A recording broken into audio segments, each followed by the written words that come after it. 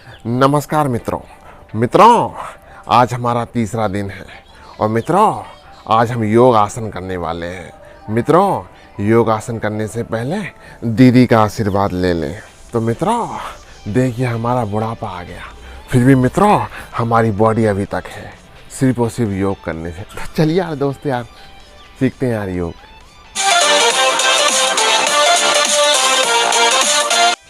तो दोस्तों सबसे पहले आज हम सीखने वाले हैं खड़े होकर आसन, जिसका नाम है दोस्तों सबसे पहला हम सीखेंगे गरुड़ आसन। गरुड़ आसन कैसे करते हैं दोस्तों? गरुड़ आसन करने के लिए दोनों पैरों को इस प्रकार से रखें। अब जो राइट पैर है हमारा, इसको ऊपर से उठाते हुए इस प्रकार से ले जाएं। अब दोनों हाथों, सांस भरते हुए भी दोनों हाथों को भी इस प्रकार से ले जाएं। रस्सी की तरह लपेटें शरीर को। दोनों हाथों को नासिका के सामने रखें, एक बिंदु पर फोकस करें और धीरे धीरे सांस छोड़ते हुए वापस हो जाए। दोस्तों जो गरुड़ आसन है उससे करने से जो हमारी पीठ के दोष हैं वो दूर होते हैं, और जो हमारी स्लिप डिस्क है और जो हमारे बैक पेन है वो भी दूर होते हैं, और जो हमारी नसें हैं जो हमारे शरीर में, वो भी दोस्तों उसमें भी खिंचाव उत्पन्न होता है, तो उसकी भी फ्लेक्सिबिलिटी बढ़ती है। दोस्तों इसी प्रकार से अब हम लेफ़्ट पैर से करेंगे। जो लेफ़्ट पैर है इसको ऊपर से उठाते हुए इधर से ले जाएं और आप सांस भरते हुए दोनों हाथों को ऊपर ले रस्सी की तरह से शरीर को लपटें, एक बिंदु पर फोकस करें। ध्यान का केंद्र स्वादिष्टान चक्र पर रखें।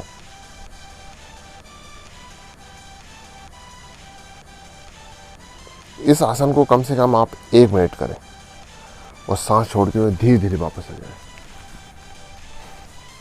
तो दोस्तों ये था गरुड़ आसन। दोस्तों अब हम करने वाले हैं अश्वत्थान, एलिफेंट ट्रंक पोज। तो चलिए इसे कैसे करते हैं मैं आपको बताता हूँ।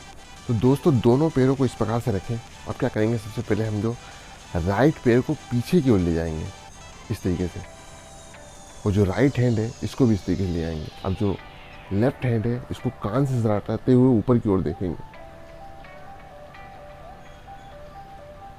इसमें भी दोस्तों ध्यान का केंद्र स्वादिष्टान चक्र रखना है। अब धीरे धीरे वापस आ जाएंगे। इससे भी दोस्तों जो हमारी पीठ है उस पर बहुत अच्छा प्रभाव पड़ता है, और जो हमारे जॉइंट पेन है, नीचे के जो जॉइंट है कमर के नीचे के, तो उसमें ये आसन बहुत ही फ़ायदा करता है। तो चलिए दोस्तों इसी प्रक्रिया को हम अब लेफ़्ट पैर से करते हैं। दोस्तों इसी प्रकार से खड़े हो जाएं। अब जो लेफ़्ट पैर है इसको फिर पीछे ले जाएं, इसी तरीके से लेफ़्ट हाथ को, और जो राइट हैंड है इसको कान से सराते हुए ऊपर की ओर देखें।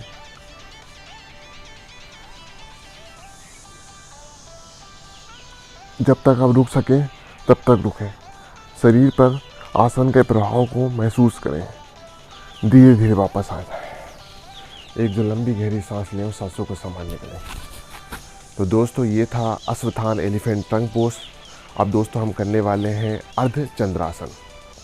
अर्ध चंद्रासन से भी दोस्तों जो हमारी बैक है, स्लिप है, उस पर अच्छा प्रभाव पड़ता है। इससे भी दोस्तों जो हमारी सर्वाइकल की प्रॉब्लम है वो काफ़ी हद तक हम उसे कम कर सकते हैं। दोस्तों अर्ध चंद्रासन करने के लिए दोनों पैरों को इस प्रकार से मिलाएं। अब सांस भरते हुए दोनों हाथों को ऊपर ले जाएं और ऊपर की ओर खींचें। अब सांस छोड़ते हुए लेफ्ट पर झुकें। घुटने नहीं मोड़ना चाहिए दोस्तों। ध्यान का केंद्र मणिपुर चक्र पर रखना है। धीरे धीरे वापस आ जाए और सांस छोड़ते हुए धीरे धीरे वापस आ जाए। दोस्तों इसी प्रकार से हम राइट ओर झुकेंगे, फिर सांस भरते हुए दोनों हाथों को ऊपर की उठाएं। अब हम राइट की ओर झुकेंगे इस तरीके से। घुटने नहीं मुड़ना चाहिए दोस्तों। धीरे धीरे वापस आ जाए और सांस छोड़ते हुए फिर से आसन कर जाए। तो दोस्तों ये था अर्ध चंद्रासन, जो कि आपकी स्पाइन के लिए बहुत ही अच्छा सुंदर प्रभाव देता है, और स्पाइन को फ्लेक्सिबल बनाने में ये आपकी बहुत मदद करेगा। तो दोस्तों इसी का आप दूसरा रूप है त्रिकोण आसन। तो त्रिकोण आसन करते हैं। दोस्तों त्रिकोण आसन करने के लिए दोनों पैरों को कंधों से ज़्यादा फासला कर लें। अब क्या करेंगे, हम सांस भरते हुए राइट हैंड को ऊपर की ओर उठाएंगे और ऊपर की ओर खींचेंगे, और सांस छोड़ते हुए लेफ्ट ओर झुक जाएंगे इस तरीके से। और धीरे धीरे वापस आए। अब इसी प्रक्रिया को हम राइट ओर झुकेंगे। सांस भरते हुए लेफ्ट हैंड को ऊपर उठाएं और ऊपर की ओर खींचें और सांस छोड़ते हुए राइट हैंड झुकें। ज़्यादा से ज़्यादा देर और रुकने का प्रयास करें। घुटने नहीं मुड़ना चाहिए दोस्तों इसमें। धीरे धीरे वापस आए। एक दो लंबी गहरी सांस लें और आसन के प्रभाव को कमर पर महसूस करें। दोस्तों अभी हमने करे खड़े होकर आसन, अब दोस्तों हम करेंगे बैठ के आसन। तो दोस्तों अब हम नीचे बैठ चुके हैं और अब हम बैठ के आसन करेंगे। तो सबसे पहले दोस्तों हम करने वाले हैं अर्ध मत्स्येंद्र आसन। अर्ध मत्स्येंद्र आसन दोस्तों योगी मत्स्येंद्र इस आसन में बैठ के तपस्या करते थे, इसलिए इस आसन का नाम अर्ध मत्स्येंद्र रखा। दोस्तों इन आसनों के बारे में जितने यही मैंने बताए हैं इनके बारे में मैंने डिस्क्रिप्शन बॉक्स में अपनी वीडियो की लिंक दे रखी है। मैंने इन पर वीडियो बना चुका है, आप ज़्यादा जानने के लिए डिस्क्रिप्शन बॉक्स देख सकते हैं। दोस्तों अर्ध मत्स्येंद्र आसन करने के लिए सबसे पहले क्या करना है, आपको जो लेफ्ट पैर है इसको मोड़ते हुए यहाँ पर राइट जंघाओं के पास रखना है और जो राइट पैर है इसको उठाते हुए यहाँ पर लेफ्ट घुटनों के पास रखना है। अब सांस भरते हुए दोस्तों जो लेफ्ट हैंड है इसको यहाँ से मोड़ते हुए यहाँ रखना है और राइट हैंड को पीछे घूम जाना है। ज़्यादा से ज़्यादा देर आसन में रुकने का प्रयास करें। दोस्तों इस आसन से जो हमारी सिर का माइग्रेन है वो दूर होता है, हमारी जो स्पाइन है वो फ्लेक्सिबल बनती है। धीरे धीरे सांस छोड़ते हुए वापस आए।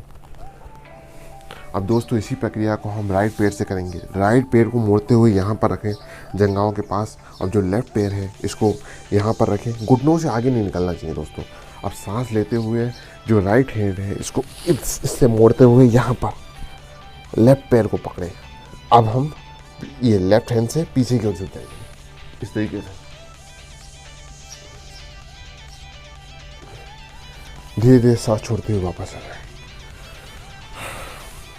तो दोस्तों ये था अर्ध मत्स्येंद्र आसन। दोस्तों अब हम करने वाले हैं गोमुख आसन। दोस्तों गोमुख आसन करने के लिए क्या करना है, आपको जो लेफ्ट पैर है आपका इसकी एड़ी के ऊपर आप बैठ जाएं और जो राइट पैर है इसको मोड़ते हुए यहाँ पर जंघाओं के पास रखें। अब जो पैर ऊपर है वही हाथ ऊपर जाएगा सांस लेते हुए। दोनों हाथों को मिलाएं और सामने की ओर देखें और सांस छोड़ते हुए धीरे धीरे वापस आ जाए।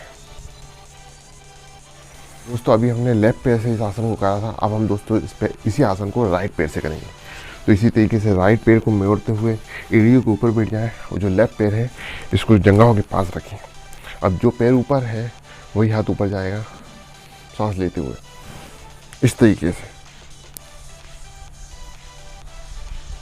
अब सांस छोड़ते हुए धीरे धीरे वापस आ जाए।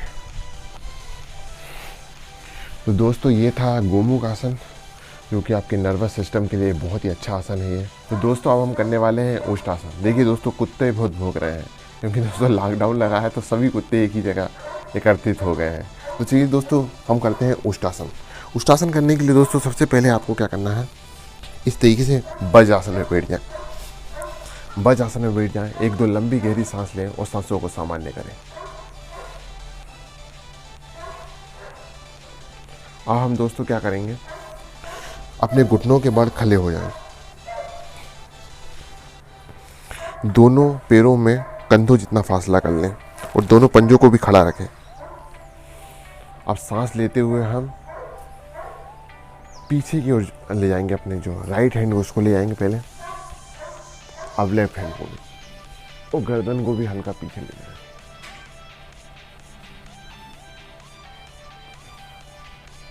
धीरे धीरे पहले लेफ्ट हैंड को लाएं फिर राइट हैंड को लाएं और दोनों हाथों को नीचे रखें इस प्रकार से और फिर बैठ जाएं।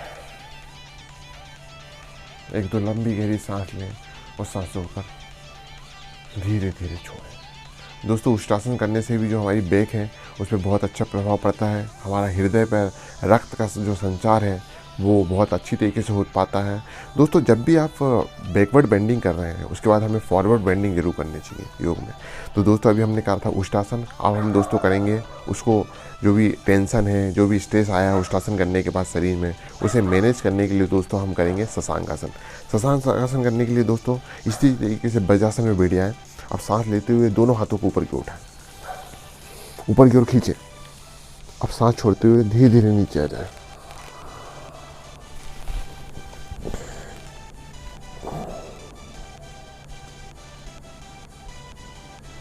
धीरे धीरे वापस आए और दोनों हाथों को जंघाओं पर रखें। तो दोस्तों ये था शशांक आसन, रेबिट पोज, जो कि उष्टासन करने के बाद हमें करना चाहिए। जब भी हम फॉरवर्ड बेंडिंग करें उसके बाद हमें ये करना चाहिए।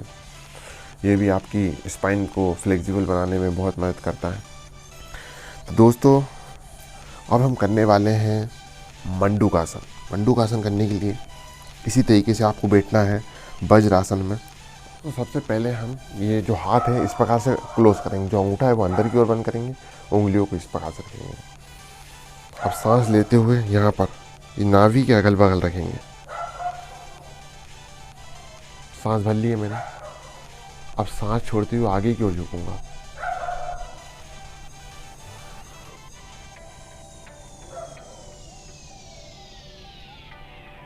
इससे भी दोस्तों जो हमारी पेंक्रियास है उसके वीटा सेल पर बहुत ही सुंदर प्रभाव पड़ता है और डायबिटीज़ के पेशेंटों के लिए ये एक वरदान साबित हो रहा है दोस्तों। ये आसन धीरे धीरे वापस आए और इस आसन के अनेक लाभ हैं दोस्तों। जो हमारे पेट के ऑर्गन हैं वो भी, उसमें भी बहुत अच्छा प्रभाव पड़ता है। अब दोस्तों इसी आसन की हम दूसरी आवृत्ति करेंगे। उसके लिए क्या करेंगे दोस्तों, जो लेफ्ट हैंड है इस तरीके से कटोरी बनाए और इसको यहाँ पर रखें नाभि के पास। उसके ऊपर जो है तो राइट हैंड है इसको इस प्रकार से रखेंगे। सांस भरें और सांस छोड़ते हुए आगे की ओर झुक जाएं।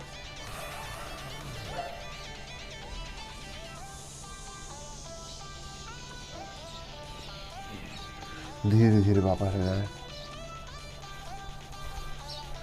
एक दो लंबी गहरी सांस लें और सांसों को सामान्य करें।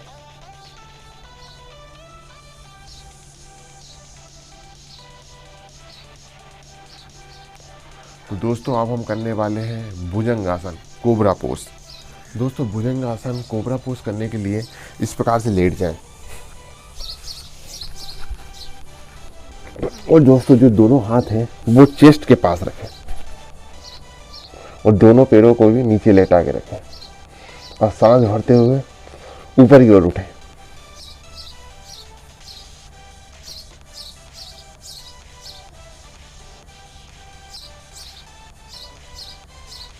और सांस छोड़ते हुए धीरे धीरे नीचे की ओर आए और शीतल आसन में विश्राम करें। जो लेफ्ट हाथ है इसको सीधा रखें यहाँ पर और जो राइट हैंड है यहाँ पर इस प्रकार से मुड़ा हुआ रखें। इस तरीके से दोस्तों शीतल आसन में विश्राम करें। एक दो लंबी गहरी सांस लें और सांसों को सामान्य करें।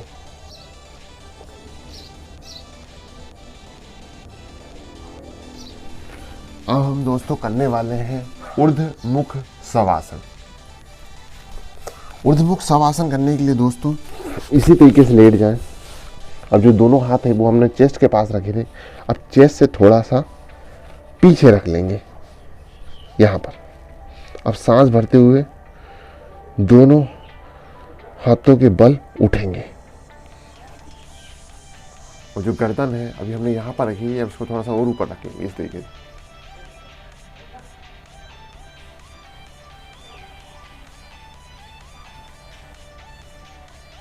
इससे भी दोस्तों जो हमारी स्पाइन है वो बहुत ही लचीली बनती है।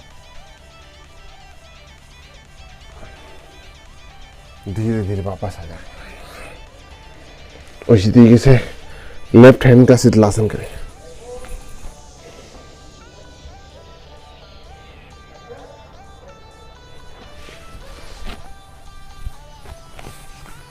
तो दोस्तों आज हमने ये सीखे आसनों के बारे में। खड़े होकर आसन करें, फिर हमने बैठ के आसन करें।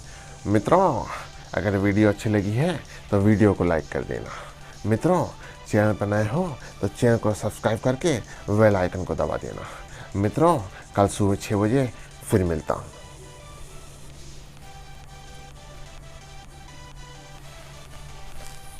आगे आगे क्या है?